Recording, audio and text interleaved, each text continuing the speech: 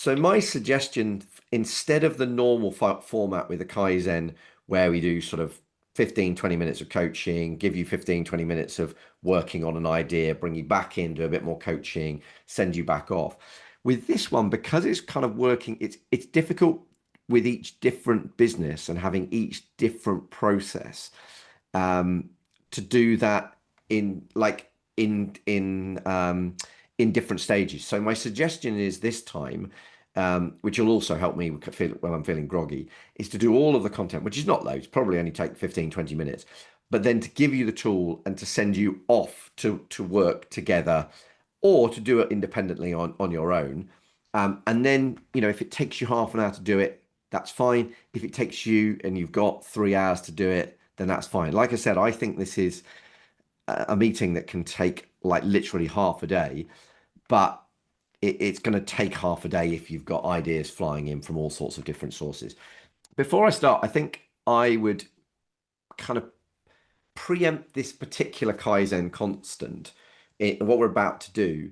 I have previously said that the primary reason we were getting 50% year on year growth in efficient portfolio was this meeting. This meeting teed up all of the growth and the ideas for the year ahead. And so I really genuinely think this is maybe the most impactful of all of the Kaizen meetings that we did. Um, and ultimately, actually, the reason we call this the Kaizen constant is because of the exact process that we're about to do. Because as I told you before, um, Kaizen, the terminology, and I'll just sort of share with you the short version just in case anyone here hasn't heard this before. But where Kaizen comes from is this Japanese term for good improvement. And it essentially was born out of this concept where, General Motors had their worst performing factory in the US, in Fremont, California, and they were ready to close that factory. But then they started this partnership where they were working closely with Toyota in what was a joint venture, which was called NUMI, which stood for New United Motor Manufacturing Inc. And essentially, as out of this conversation, a new joint venture, Toyota said, well, we'll take that worst performing factory that you want to close, we'll run it in the way that we run the Toyota factories, and let's see how that changes things. And it actually went from their worst performing factory to their best performing factory. And the reason that the Japanese principles worked so well in this business is because essentially what they were doing is they were going to everybody in the factory and saying, how can we improve? Give us lots of little ideas to improve the bit of the business that you operate. And by generating this, firstly, they're generating massive buy-in in terms of the team, but also they're generating lots of great ideas right from ground level as to how we can improve that business. And this is exactly what we're trying to do. And this particular Kaizen constant is called the game of gains. But ultimately, it's the exact process that Toyota used within that California factory to get it from the worst performing to the best performing. And the reason I call it the game of gains is because of Sir David Brailsford. Now, Sir David Brailsford, as you've probably heard me say before, headed up the British cycling team as it prepared for London 2012 Olympics. And they won an amazing 7 out of 10 of the gold medals that were available. And when asked by the press afterwards what was it that caused this incredible improvement, he actually originally joked. He said we worked out a way to make the wheel rounder, and the French press bought that temporarily, and then he said, no, actually, it was this marginal gains. And basically, what he meant was he looked at every little step of the process and said, right, okay, so how can we make the helmet more aerodynamic? How can we make the athletes perform better? And they did that by giving them hot pants to wear between races so that their muscles stayed warm. He gave them sweat resistant clothing.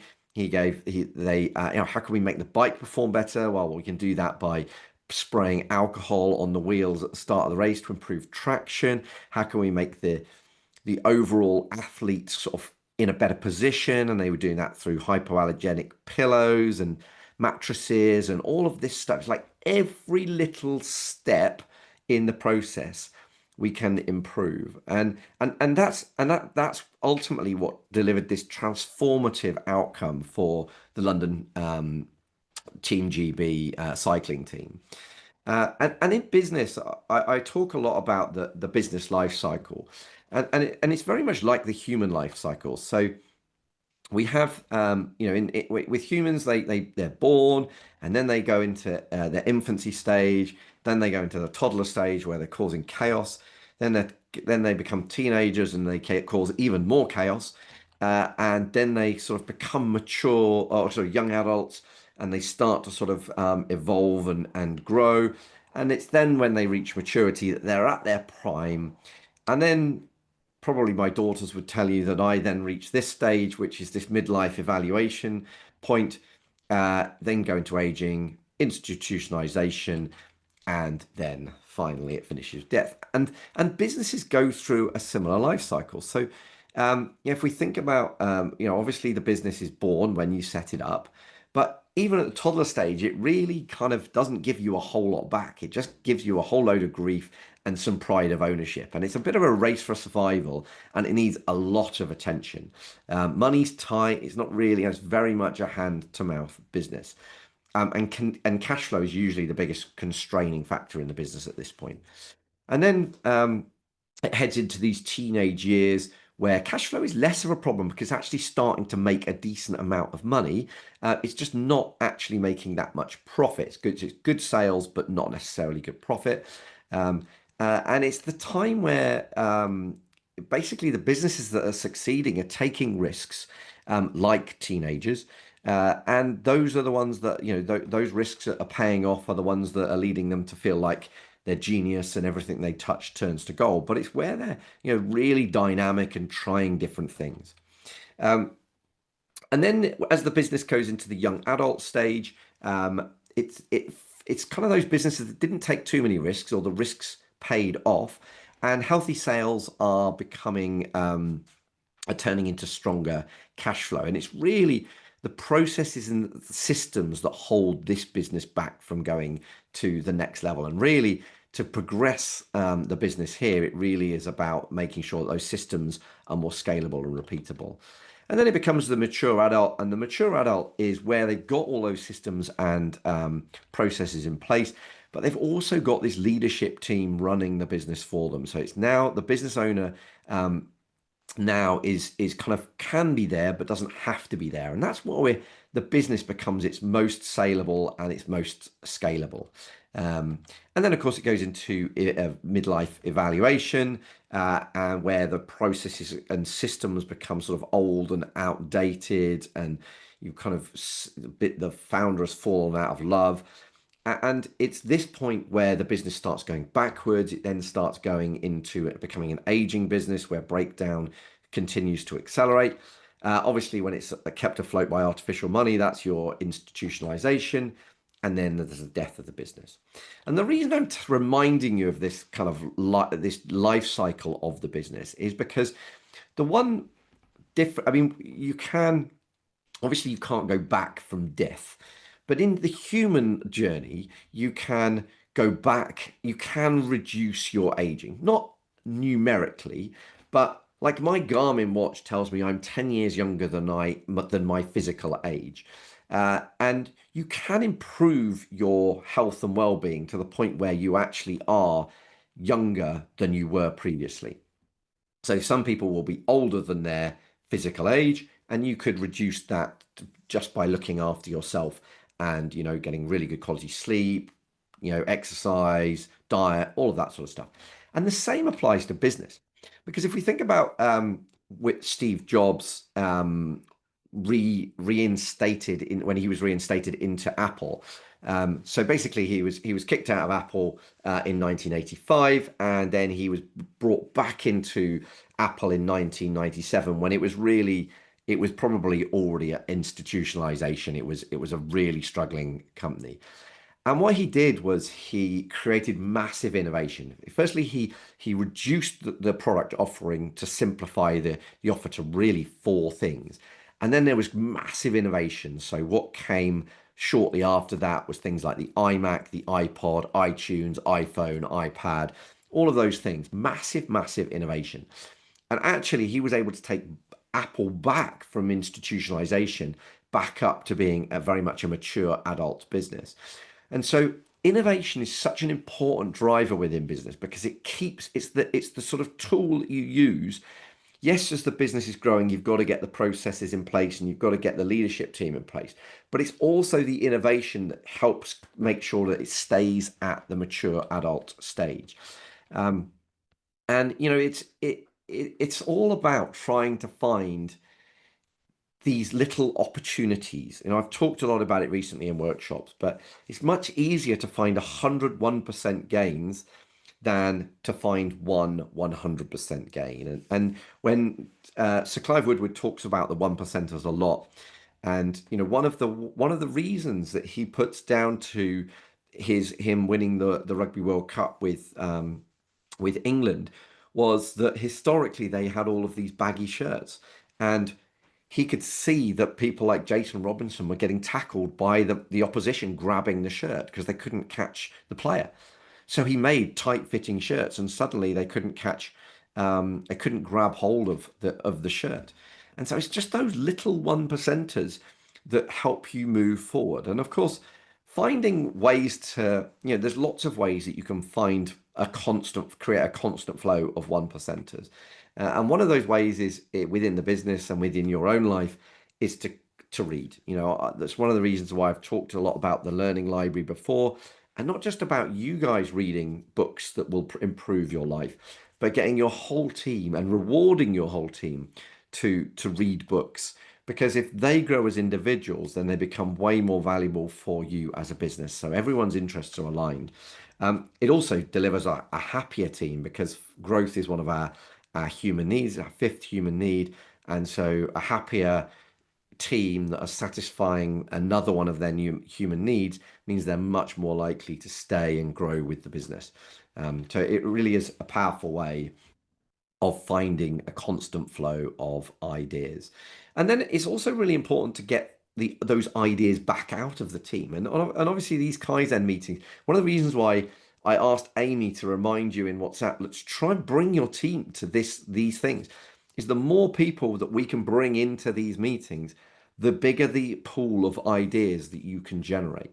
Not only do the team feel more valued by being asked to participate and generate these ideas, but also you'll massively increase the number of ideas that you bring into the business and into the process. But there are other ways. So one of the other things that you can do is you could have, like we used to have the working on the business principle. So once a month, everybody was told that they had to down tool, stop working, and spend an hour coming up with new ideas to improve the business.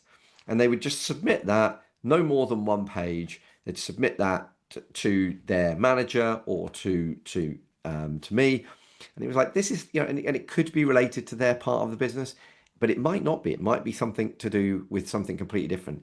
This idea was born out of Google having their Google time, and they give employees complete free reign to work on anything. It doesn't matter whether it's vaguely related to what their main job at Google is. They get complete free time to do that.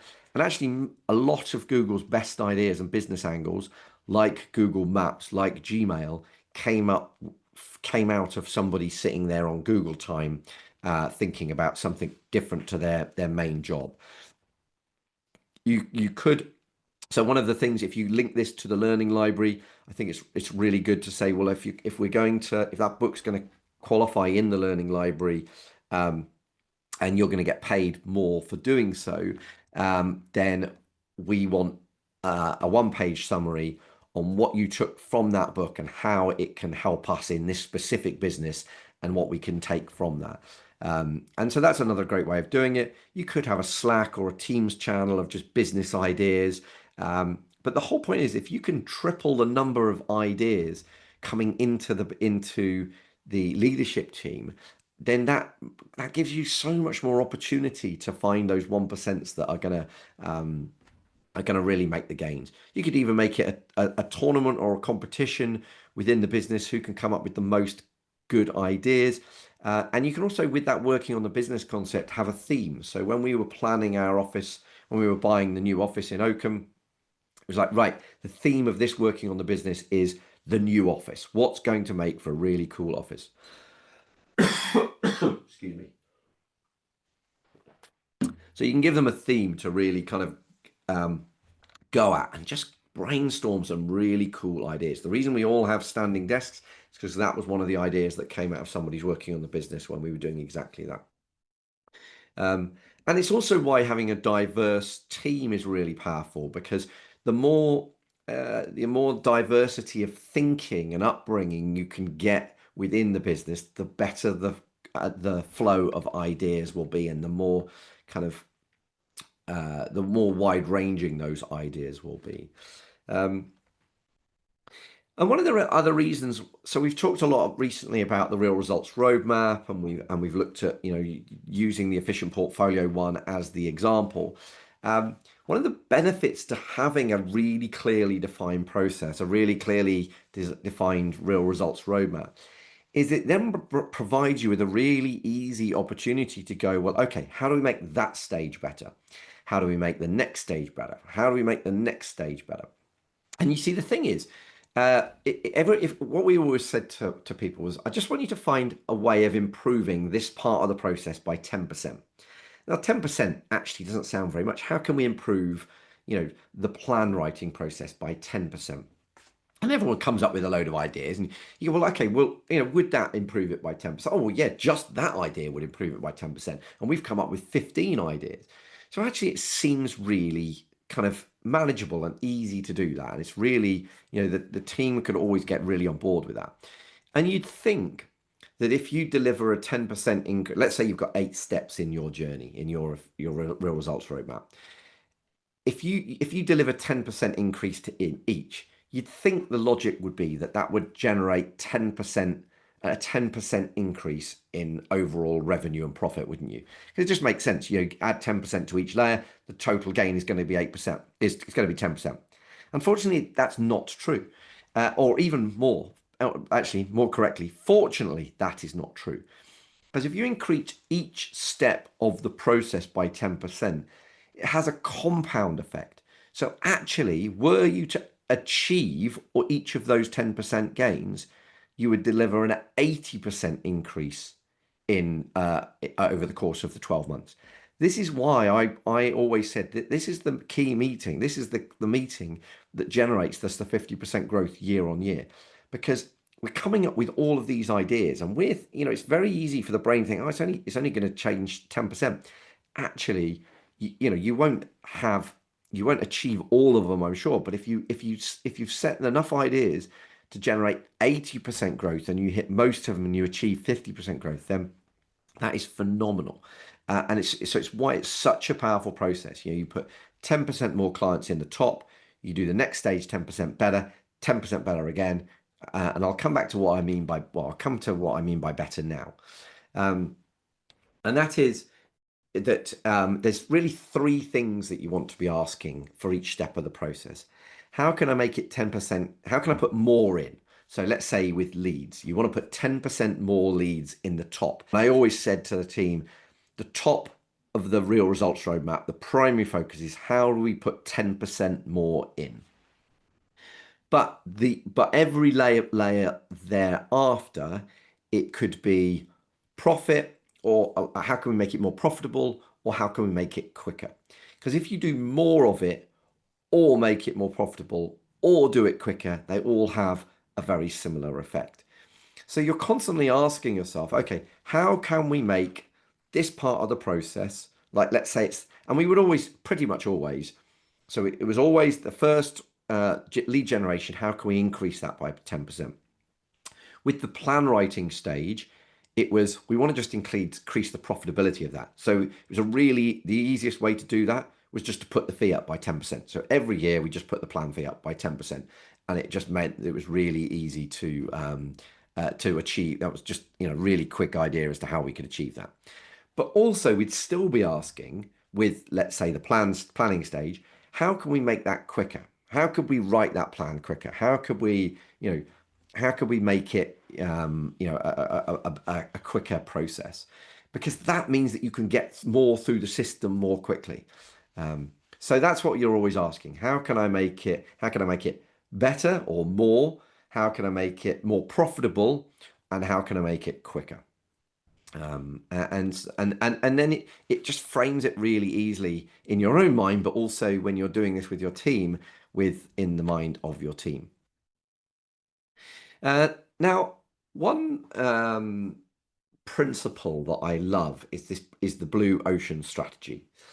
And this is a great opportunity to start thinking about that. So for those of you that haven't shared this with before, I wanted to kind of introduce you to this concept. So I want to take Cirque du Soleil as an example. So Cirque du Soleil looked at the circus model, and when the circus model is broken, it involves people going around and putting up great big marquees on the outskirts of towns and getting people in, and it's a really kind of substandard experience. Um, but we're not seeing great circus performances in nice venues. So they basically looked at the theatre model and looked at all of these wonderful theatres that were producing, musicals and shows, etc. They looked at the circus model and went, the creativity and the visual performance of a circus is still amazing, but we need to find something completely. We find a combination. And so what we're going to do is we're going to create a really high-end crafted visual performance, and we're going to put them in amazing venues like theatres and the Royal Albert Hall and all that sort of stuff. And what they did was they created this blue ocean. And what do I mean by that? Well, when you've got lots of competition in a particular space, like let's say in the theatre model, if you're going to see if you're going to see, you think, right, I'm going to go and see a musical. You're looking at loads and loads of musical. It could be Phantom, it could be Les Mis, it could be Evita, it could be any. It's red ocean. It's red ocean because there's lots of blood in the water. And yet Cirque du Soleil were like, well, hold on, we're the only circus that you could go see in a theatre. So they have all of this wonderful blue ocean to themselves, zero competition. And so what's really worth thinking about when you go through this process is, okay, so what are similar industries that we could learn from or combine so that we sit in this entirely different space. We've got loads of room in the blue ocean as opposed to being in the mix with all of our competition doing exactly the same thing in a very bloody red ocean. And so it's just a principle to bear in mind when you go through this process. Another one to just remind you of, which should apply to every Kaizen meeting, but it's worth just reiterating it in this particular one, is to try and avoid group think.